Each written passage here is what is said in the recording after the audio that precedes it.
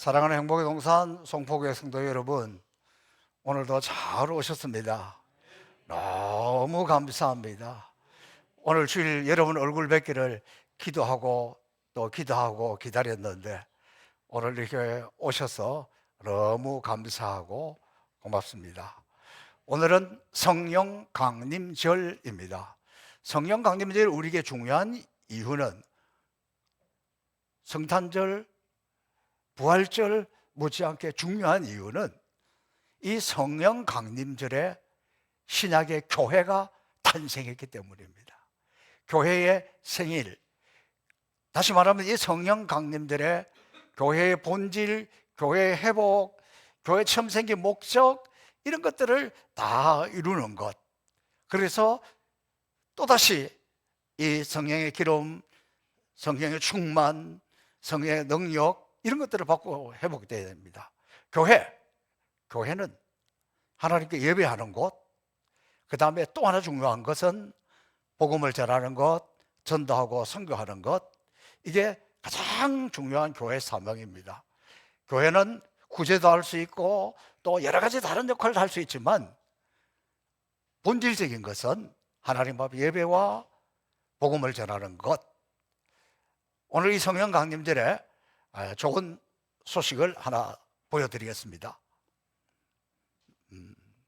이 예배당은 금년에 우리 세계 교회 건축하는 것 중에 제일 먼저 시작해서 지금 건축되고 있는 장면입니다. 제가 이제 가장 최근에 받은 사진들이고 아마도 오늘 성령 강림절을 맞이해서 이 교회가 완벽하지 않지만 오늘 입당 예배를 드리지 않을까, 그런 계획으로 지금 마무리하고 있다 하는 소식을 들었습니다. 아마도 오늘 이 그 사진을 보신 분들은 그 전에 보통 우리가 교회 건축했던 것보다 더 멋있게 되었다, 이렇게 생각할 수 있을 거예요. 오늘 일부 예배 시간에 끝나고 우리 한상동 장로님이 그렇게 말씀하시더라고요. 당신이 지었던 것보다 이거 더 멋있게 더 좋아 보인다고 그래요.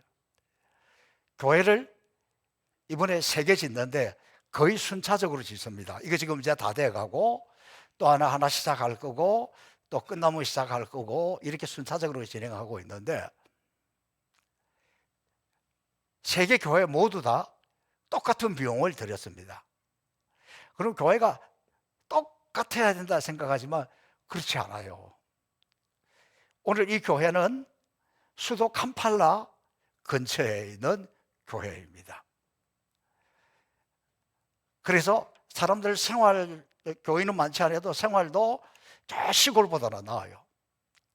그래서 이 교회는 제가 이 건축되어진 것을 보고 우리가 보낸 헌금 가지고는 저렇게까지 짓기가 어렵겠다 하는 생각이 들어요.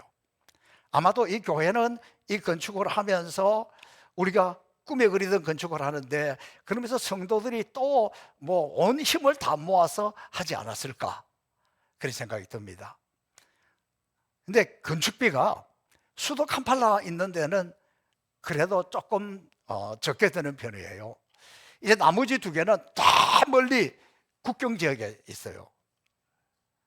그러면 거기는 건축 자재를 이 수도 캄팔라 쪽에서 사서 트럭으로 10시간씩 가야 돼요. 근데 한 10시간 가다 보면 가면서 가격이 올라가. 그리고 그런 아주 가난한 지역에는 우리가 가도 우리에게 최고의 선물을 대접하는 것이 염소 1마리 주든지 닭을 1마리 주든지 이래서 거기에는 뭐 성도들이 마음을 모아서 정성을 다해서 힘을 다해서 노력으로 봉사할 수 있을지는 몰라도 돈 자체가 없어. 그래서 아마 그거로 지으니까 또 자재비도 좀 올라가서 여기만큼은 쉽지 않겠다 하는 생각이 들어요. 그러니까 건축하시는 분들 가보고 아니 여기는 이렇게 잘 지었는데 우리 이름으로 한 데는 왜 이러느냐, 그래서 그런 거니까 이렇게 이해하시면 좋겠습니다.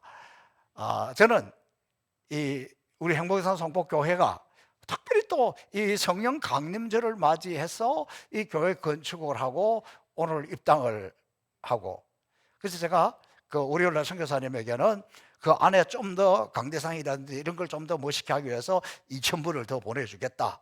이제 그렇게까지 안 해도 돼. 아니에요. 선교사님은 괜찮아도 그 교회를 위해서 그렇게 하겠다. 이제 그렇게 이야기했어요. 이 건축한 것뿐만 아니라 지난 한 주간 참 우리 교회가 선교적 교회다. 지난 월요일날 우리 정준희 선교사님, 우간다 선교사님이 사모님이랑 우리 교회에 왔습니다. 함께 식사도 하고 교제하고 좋은 대화하는 시간을 가졌는데, 오게 된 이유는 그 집에 자녀가 셋이 있는데 막내 딸이 17살 고등학생이에요. 근데 3살 때 이 아이가 아프리카로 부모를 따라서 들어갔습니다. 이게 좀 자라면서 현지인들하고 같이 이렇게 하면서 정체성의 혼란이 오는 거죠. 나는 누굴까? 친구들하고 다르니까. 그 정체성의 혼란이 좀 있은 데다가 고등학교를 케냐에 있는 외국인 학교인데 선교사 자녀들이 많이 가는 학교예요. 왜냐하면 학비가 좀 싼 데라서. 그리고 선교사 자녀들이 많으니까 학교 분위기가 너무 좋겠죠. 선교사 자녀들이니까 다 천사라고 생각하고 이 아이가 갔는데 가서 보니까 막 욕을 너무 많이 하는 거야, 애들이. 근데 그걸 얘가 견디기 어려워했어요. 제가 그걸 이해해요. 제가 옛날에 군대 가니까 왜 그렇게 욕을 많이 하는지 몰라. 그래가지고 그냥 아마 좀 그런 데다가 얘는 그게 쉽게 금방 적응이 안 됐는지 요즘 말로 우리 말로 하면 학폭 비슷한 것을 당해가지고 굉장히 얘가 심리적 충격을 받고 큰 우울증이 왔습니다.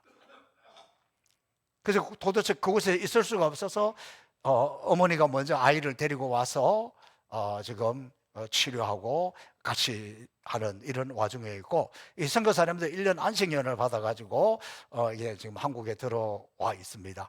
한국에 들어와 있으려면 문제가 뭐가 생기냐면, 첫 번째는 주택 문제예요. 1년 동안 뭐 어딜 가도 세를 내고 또 관리하고 이러면 비용이 많이 들어가잖아요. 그래서 마침 그 교회 요양원하고 그다음에 수련원이 여기 그 구파발 조금 지나면 장흥 그 유원지 있는 쪽에 거기에 이제 있어서 이제 그곳에 들어가서 지금 지내고 있습니다. 거기서 지내려고 하니까 필수적으로 필요한 것이 차가 필요하잖아요. 산골이니까. 그래서 이제 한 1년을 계획하고 있기 때문에 이때 제일 좋은 방법은 그냥 중고차를 하나 사서 사용을 하다가 갈 때 팔고 가는 게 제일 효율적입니다. 근데 그렇게 하려고 하다 보니까 차를 구입하는 데 있어서 시간이 좀 한 2, 3주 필요한데, 이사장님 한 2, 3주 동안에 차량 하나 좀 어떻게 안 될까요? 사실 난감해요. 차를 어떻게 하는 거 어렵잖아요. 그래가지고 제가 수소문을 하고 우리 선교 밴드에다가 올렸더니, 우리 오상성 권사님 타는 차를 내 차가 너무 오래 되어서 연세가 많아서 좀 불편한데 괜찮을까요? 아유, 감지덕지지. 그래서 그 차를 빌려주고 20일 만에 이번 월요일 날 그 사모님이 자기들이 타는 차, 또 우리 오 권사님 차 2개 부부가 가지고 와서 그렇게 이렇게 경력금도 주고 또 기도도 해주고 맛있는 식사도 대접하고 그렇게 해서 선교사님과 좋은 시간을 가졌습니다. 지난 목요일 날은 남수단 난민촌에 사역하고 있는 김종호 선교사님이 올해 이제 말에 은퇴를 하려고 하고 있는데, 우리 총회 세계 선교부에서 선교사 파송하기 전에 한 달 이상 훈련시키는 이런 프로그램이 있습니다. 합숙해서 하는데, 저 치악산에 있는 명성교회 수양관에서 한 달 동안 그걸 시작하고, 우리 김종호 선교사님이 한 달 동안 그곳에 같이 있으면서 이제 후배 선교사들 케어하고 교육하는 교수로 이렇게 왔습니다. 그래서 우리 김문현 장로님네랑 그곳에 방문해서 같이 식사도 하고 좋은 선물도 주고, 그래서 너무 본인이 감동해요. 너무 영광스럽고 너무 힘이 나서 잘 하겠다. 이 선교사님 두 분 다 한결같이 하는 대화 중에 이런 내용입니다. 우리는 행복의 동산 성포교회 때문에 너무 감사하고 행복합니다. 코로나19가 와서 선교전마다 선교사들이 다 나와야 되고 무너져가고 어려운데, 그래도 우리는 성포교회가 홈커밍 대회도 해주고 계속해서 이렇게 격려를 해줘서 너무 감사하다. 그렇게 해서 선교사님들과 보냈습니다. 엊그제 그 금요일 날 탄자니아 잔지바르라는 곳에서 선교하는 김정호 선교사님이 심야기도 직전에 우리 교회로 왔어요. 그래서 같이 이제 심야기도에다 같이 참석하고 함께 기도하고 그랬는데, 이분도 여러 가지 사정이 있어서 지금 안식년 차 이렇게 나왔습니다. 심야기도 드리고 나서 목사님 나 너무 깜짝 놀랐다는 거예요. 여러분들 이렇게 뜨겁게 기도하는 교회가 있는지.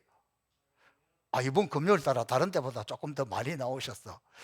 그래 자기도 열심히 뜨겁게 너무 기도하면서 감동받았다고, 힘을 얻었다고.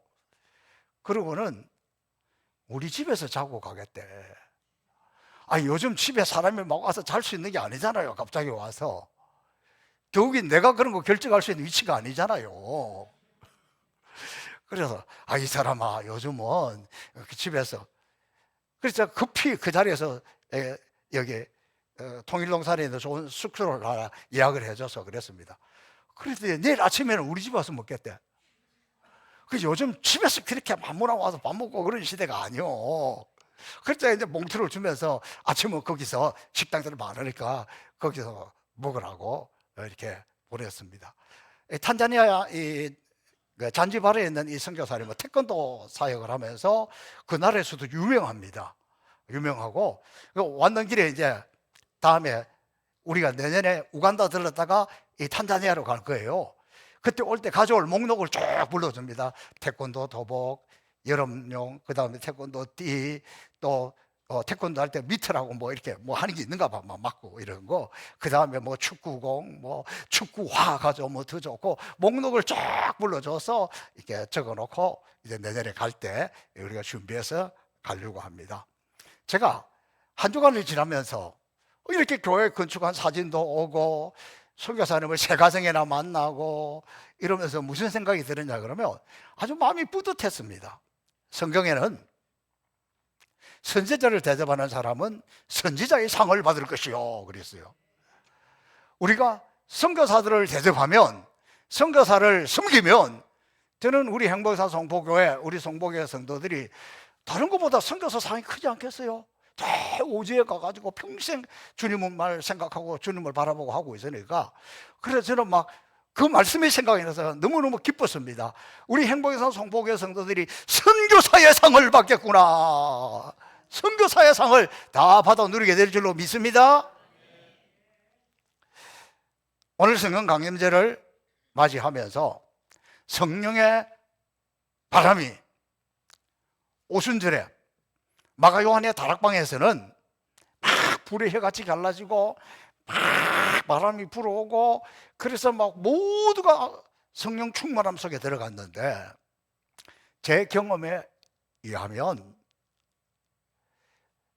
성령의 세례가 임하고 성령의 기름 부으심이 임할 때 나타나는 증상들이, 물론 저도 사도행전 2장에 나타난 경험을 했습니다. 제가 1984년에 교육전사로 개척교회에서 섬기고 있는데, 그때 중고등학생들 한 50명 되었는데, 이 아이들하고 밤을 새워서 기도하는 중에 정말 성령의 세례가 임하고 50명 전체가 방언을 하고 막 변하는 그런 체험을 가지고 있어요. 그런데 그런 경험이 늘 나타나는 건 아니에요. 40년 목회하면서 그때 딱 한 번. 그럼 보통의 경우는 성령이 우리 가운데 임할 때 나타나는 증상들을 보면 나도 모르게 눈물이 나요. 하나님 말씀을 들으면서도, 찬양하면서도 감동이 되고 눈물이 나고, 막 나도 모르게 그 은혜 속에 들어가는데 뭐가 뭔지를 잘 몰라. 그런데도 그 은혜가 임하는 거예요. 성령의 기름 부으심이 임할 그때에 무엇보다도 예배가 가장 감동적이고 감격적이에요. 오늘날 우리가 코로나19를 지나면서 우리 가운데 제일 한국교회 위기가 뭐냐? 예배예요. 그전에는 주일을 안 지키면 큰일 날 것 같은데 요즘 뭐 주일날 안 와도 괜찮고 유튜브 한시적으로 그때 했는데 뭐 지금도 유튜브 예배 드리는 분이 있을 거고, 현장으로 돌아오지 않고 또 그렇게 해서 이렇게 떠나버린, 또 지쳐있는, 쓰러져 있는 이런 분들이 많아요. 그래서 예배를 회복하는 것이 가장 중요하고, 또 이 예배 가운데에 뭐 특별한 찬양, 특별한 말씀, 특별한 뭐가 아니라 성령의 기름이 임하면 그냥 감동이 되고 그냥 그렇게 눈물이 나. 왜 오는지도 몰라. 그래서 저는 이 성령 강림절에 우리가 가장 회복해야 될 것이 있다면 예배입니다. 제 인생을 돌아보면서 내가 가장 감동적으로 예배 드렸을 때가 언제일까 생각을 해보니까 1979년도에 제가 강원도 철원에서 제2 땅굴 앞에 문지기로 있을 때에, 그때 주일, 그때 예배 거의 한 1년 동안, 그때가 뭐 너무너무 감격적이었고, 막 예배당에 들어가면 그냥 눈물이 쏟아지고, 그때 어느 목사님이 설교를 했는지 찬송을 뭐 했는지 무슨 설교를 들었는지 하나도 생각이 나지 않지만, 그럼에도 그때가 가장 감격스럽고 막 예배당에만 들어가면 눈물이 쏟아지고 막 은혜가 충만했습니다. 왜 그러냐 그러면 이 전방에는 혼자서 돌아다닐 수가 없어요. 내 초소에서 벗어나서 교회를 가든지 어디를 가려면 완전 군장을 해야 돼요. 수류탄도 하고 다 이렇게 완전 무장을 해서 이렇게 다녀야 되는데, 항상 기본이 3인조입니다. 최소 3사람은 같이 되어 움직이지 혼자서 움직일 수가 없어요. 그런데 주일이 되면 밤새도록 보초 서고 누가 낮에 교회 누가 갑니까? 가는 사람이 없어요. 어쩔 수 없이 혼자 가야 돼요. 그 가니까 뭐 소대장한테 고참한테 엄청 눈치를 보고 욕을 먹고 그러면서도 교회 갔습니다.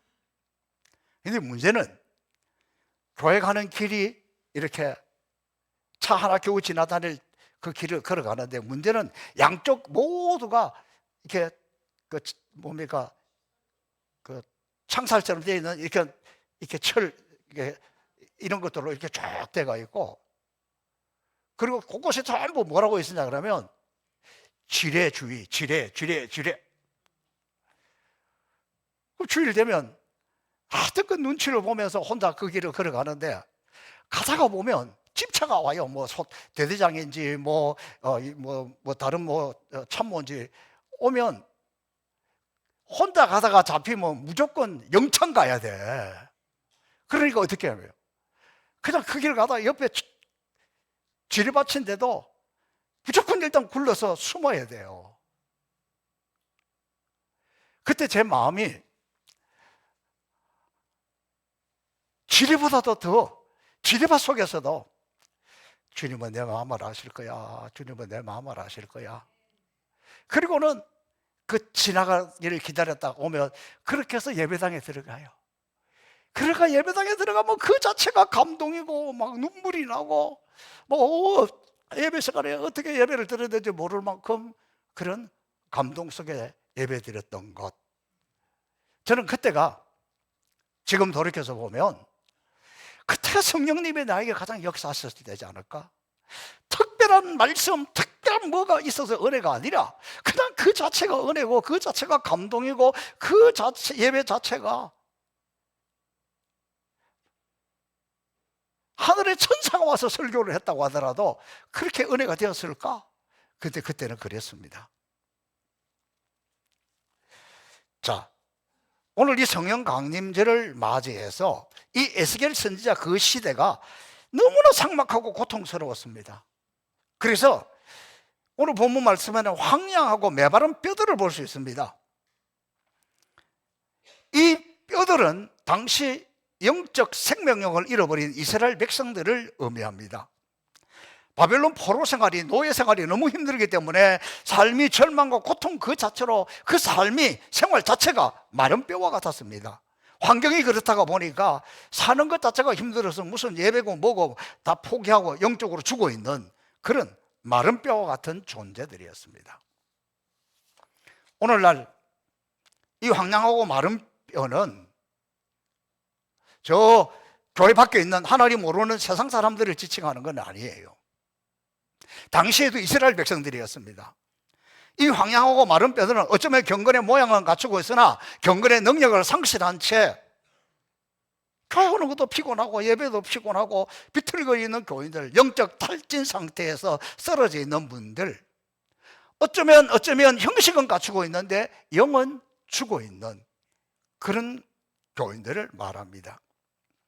마른 뼈와 같은 사람들은 교회 안에 있지만 하나님의 능력과 성령의 역사를 외면하고 자신의 생각과 판단, 그리고 점점 세상 따라가는 사람들을 말합니다.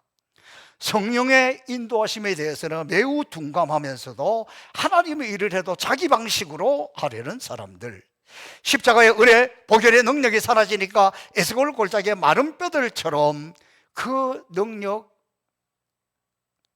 상실한 채 살아가는 사람들. 오늘 이 성령 강림절은 이렇게 메마른 우리 심령들이 하나님의 말씀 앞에 성령의 바람이 불어오므로 다시 한번 새 생명을 얻고 충만하기를 사모합니다. 자, 이 마른 뼈가 생명으로 살아나려고 할 때에 이런 과정을 거칩니다. 첫 번째,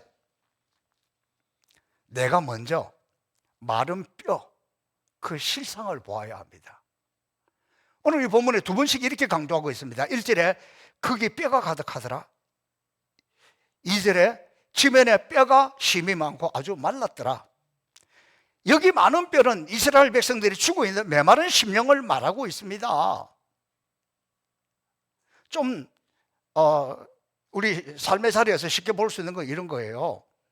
제가 이렇게 분쟁하고 있는 교회 해결하라고 해서 이렇게 가보면 의외로 여러분 목사님들이 너무 고집이 센 분들이 있어요. 그래서 아무리 설득을 해도 잘 안 돼요. 저 목사님 저러면 안 되는데, 저렇게 하면 안 되는데.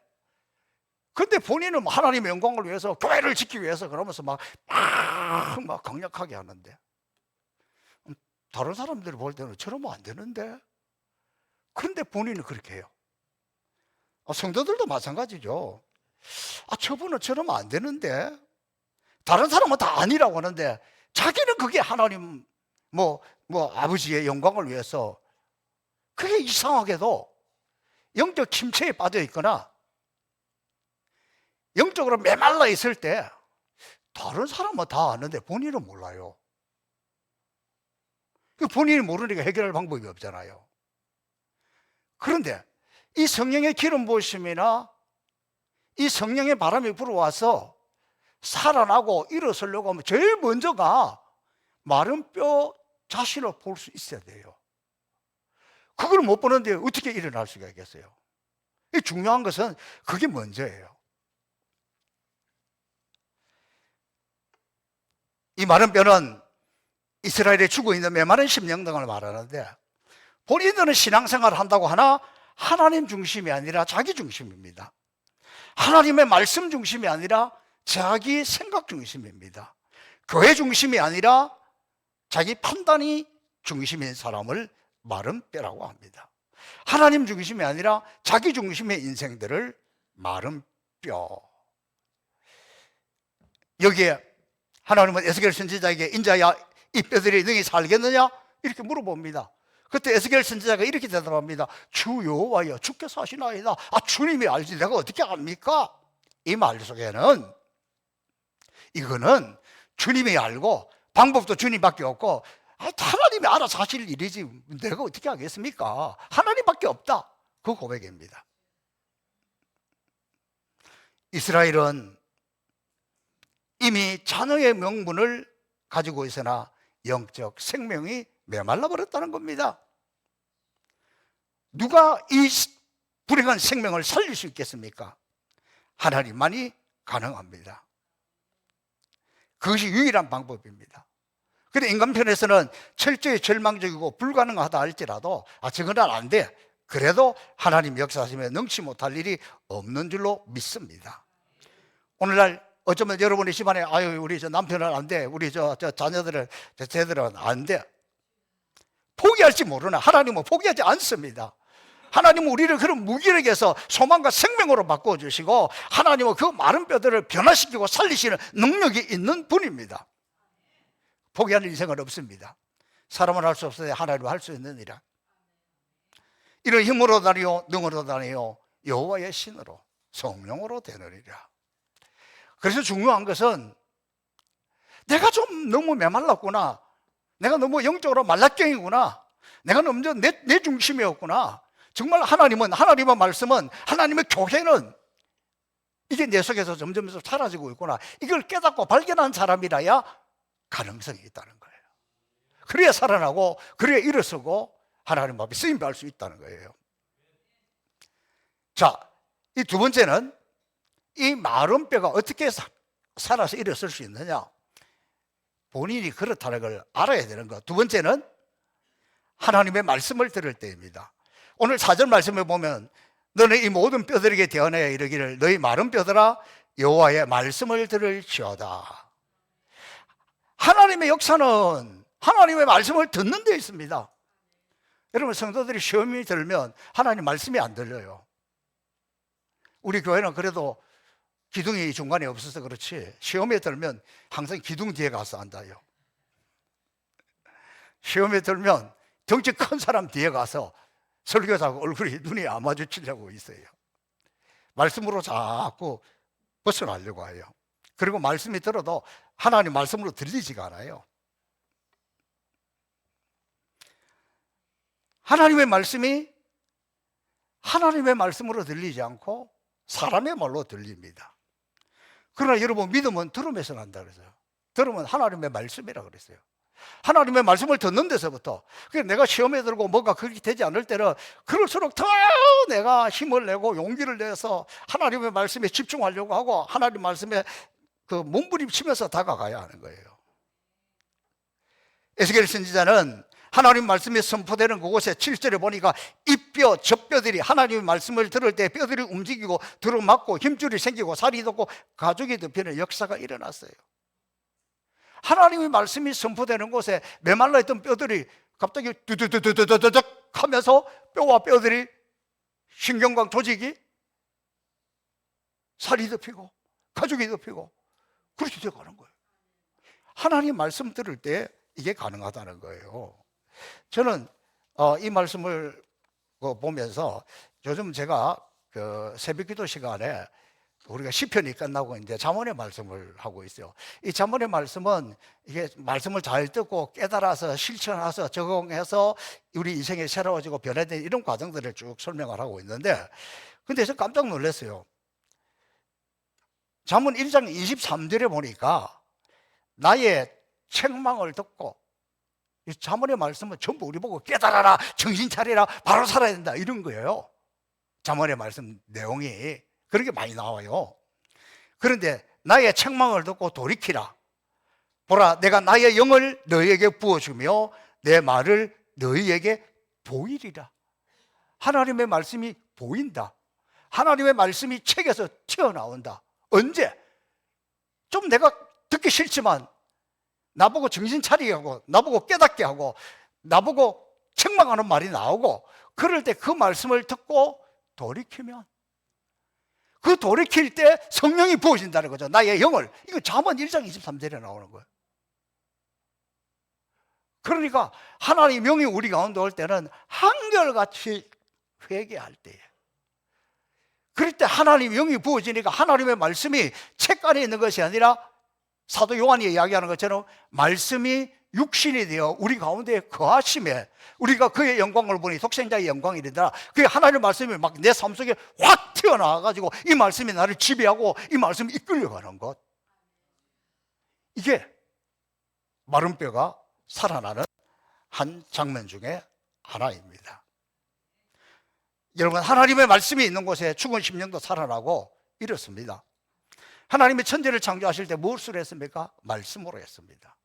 빛이 있으라 그럴 때 빛이 있었고, 해와 달과 별들 모든 것 다 하나님의 말씀 앞에 말씀으로 다 창조되었습니다. 예수님도 그친 풍랑 잔잔하라 말씀으로 다스렸잖아요. 예수님이 모든 환자를 고칠 때 됐겠습니까? 일어나라. 모든 병마가 떠나가라. 주님의 말씀 앞에 환자들이 다 치료가 되었어요. 심지어 죽었던 사람도, 어린 야이를 딸이 죽었을 때 주님이 뭐라고 이야기합니까? 달리다 쿰, 소녀야 일어나라 그랬어요. 근데 재밌는 거는 일어나라 그랬죠. 나인성 과부의 아들이 죽었을 때도 예수님은 뭐라고 이야기하면 청년아 일어나라 그랬어요. 그러니까 먼저 영혼을 깨우는 거예요. 일어나라. 죽은 나사로가 살아날 때도 보면 주님이 그 무덤 입구에 가서 말씀하는 거예요. 나사로야 나오너라. 그 말씀 앞에 이렇게 나왔어요. 하나님 말씀은 살았고 운동력이 있습니다. 하나님의 말씀은 살아있는 것뿐만 아니라 구체적으로 움직이는 거예요. 하나님 말씀 우리 가운데 움직일 때 말씀의 사람이 되는 거고, 하나님 말씀 우리 가운데 움직일 때 기적이 되는 거고, 하나님 말씀이 움직일 때 우리 인생은 새로운 역동력을 가지게 된다는 겁니다. 다시 한번 우리는 오늘날 한국 교회가 점점 무기력해지는 것 중에 중요한 원인 중에 하나는 하나님의 말씀을 하나님의 말씀으로 듣지 못하고 사람의 말로 듣고 자기 판단으로 해석합니다. 여기 이 시대에 불행이 있는 거예요. 하나님의 말씀 앞에 아멘. 하나님의 말씀이니까. 그런데 자기 판단으로 자기가 해석을 해요. 이게 우리 시대의 가장 큰 불행한 일 중에 하나입니다. 분명한 것은 마른 뼈와 같이 내 환경, 삶, 모든 것이 막 나뒹굴어져 있고 그런 상태라 할지라도 지금 하나님의 말씀을 들을 때 하나님의 말씀을 움직여서 뼈들이 두두두둑, 여러분의 환경, 여건, 모든 것 딱 이렇게 움직여서 그 하나님의 말씀 앞에 형체를 이루어가는 것. 그 마지막 세 번째 가장 중요한 것은 거기에 세 번째는 생기가 들어가야 되는 거예요. 생기가 들어가기 전에 하나님의 말씀으로 다 이렇게 형체가 만들어졌습니다. 그러나 그것은 마네킹과 같습니다. 생명이 없습니다.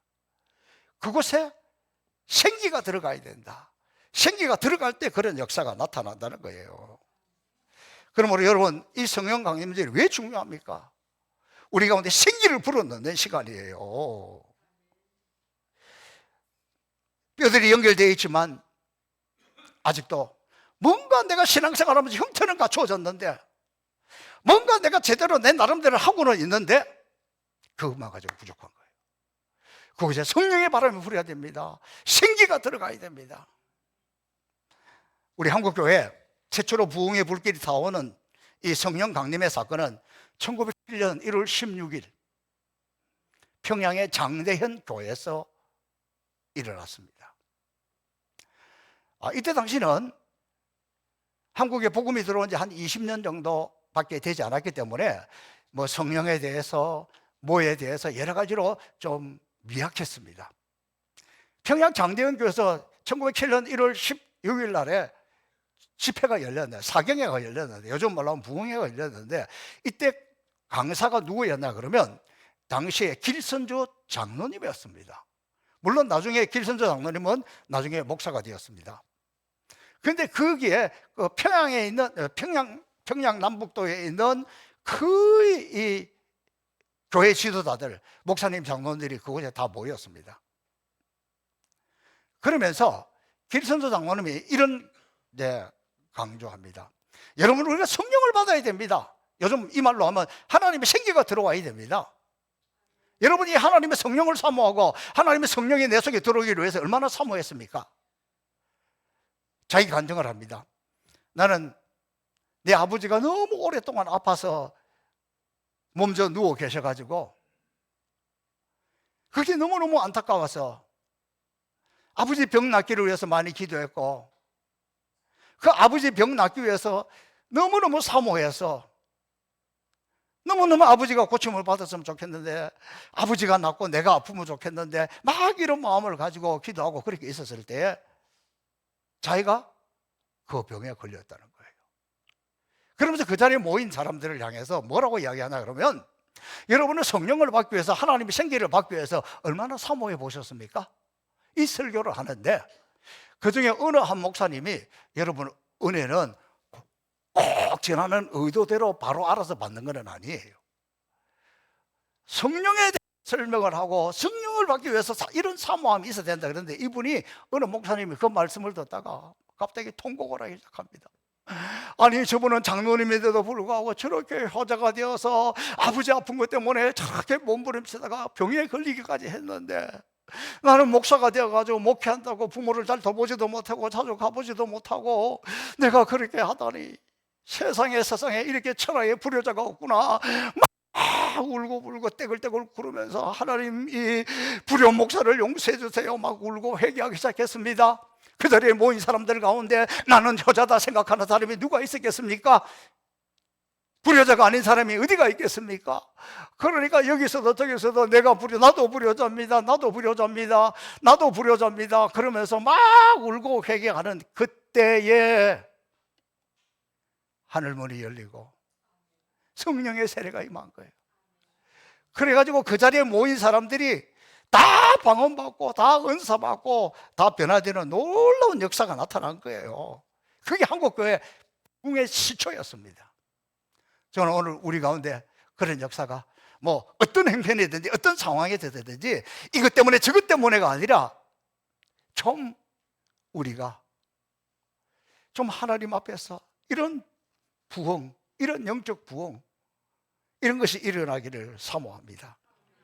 여러분, 그때 그 해에 1907년도에 평양에서만 구원받은 사람이 4만 명, 그 해에 세례받은 사람이 3만 명, 성령의 바람이 전국으로 확산되어서 한국교회 부흥의 불길이 타오르게 된 것입니다. 어쩌면 오늘 코로나19를 거치면서 더욱더 한국교회 전체가 기도가 식어졌습니다. 모임도 식어져 가고 있습니다. 성령을 사모하는 마음이 사라져 가고 있습니다. 어쩌면 모두가 사사기처럼 자기 소견대로, 자기 생각대로, 자기 판단대로 살아가는 그런 시대, 그런 교회가 되고 말았습니다. 메마르면 메마를수록 자꾸 그렇게 되어갑니다. 다시 오늘 이 에스골 골짜기의 마른 뼈들처럼 우리 자신을 바라보면서 내가 어쩌다가 내 심령이 이렇게 메말랐을까? 우리 자신을 이 성령 감리들에 볼 수 있기를 바랍니다. 지금이야말로 이 내 메마른 심령이 일어서고 살아나기 위해서는 하나님 말씀밖에 없구나. 우리가 모두 연약합니다. 우리 모두 부끄러운 존재입니다. 우리 모두 죄인들입니다. 그럼에도 불구하고 하나님의 말씀이 하나님의 말씀으로 들려야, 하나님의 말씀이 내 속에 부딪혀야 새 역사가 일어나는 거예요. 그래야 하나님의 영이 부어지고, 그래야 말씀이 육신이 되어 우리 가운데 튀어나와서 그 말씀이 나를 이끌고, 그 말씀이 나를 변화시키고, 그 말씀이 나를 새롭게 하고, 그 말씀이 우리를 온전히 뒤집어 놓을 거예요. 그리고 지금이야말로 메마른 우리 자신들을 바라보면서 하나님의 생기, 하나님의 성령, 이 성령의 바람이 불어오면 우리 영혼만 치유되는 것이 아니라 우리 환경도 치유되고, 우리 몸도 치유되고, 우리 마음도 치유되고, 다 회복되는 역사가 일어납니다. 다시 한번 우리는 이 성령 강림절을 맞이해서 그 무엇이 아니라 이 하나님의 영을, 하나님의 말씀을 사모하다가 여러분의 인생도, 저의 인생도, 우리 가정도, 여러분의 사업장도, 우리 교회도 모두가 새로 뒤집어져서 성령의 역사 안에 새 역사를 일으키는, 살아서 일어서는 저와 여러분 모두가 될 수 있기를 주님의 이름으로 축복합니다. 살아계신 아버지 하나님 감사합니다. 오늘 이 성령 강림절에 에스겔 골짜기의 마른 뼈들처럼 메말라 있는 우리 자신을 바라보고, 지금이야말로 하나님의 말씀을 하나님의 말씀으로, 하나님으로 받아들여 우리 가운데 말씀의 역사가 일어나고, 여기 생기가 들어가 성령의 바람이 불어 영적 사람이 되어 하나님 앞에 존귀하게 쓰임받기를 원합니다. 우리의 메마른 모든 환경들, 우리의 마음, 우리의 심령, 우리의 가정에 성령의 사랑이 불어와서 하나님 앞에 존귀하게 쓰임받는 믿음의 사람들 되게 하여 주옵소서. 1907년 1월 16일 일어났던 그 성령의 역사가 오늘 우리 가운데 불어오게 하여 주옵소서. 예수님 이름으로 축복하며 기도하옵나이다. 아멘.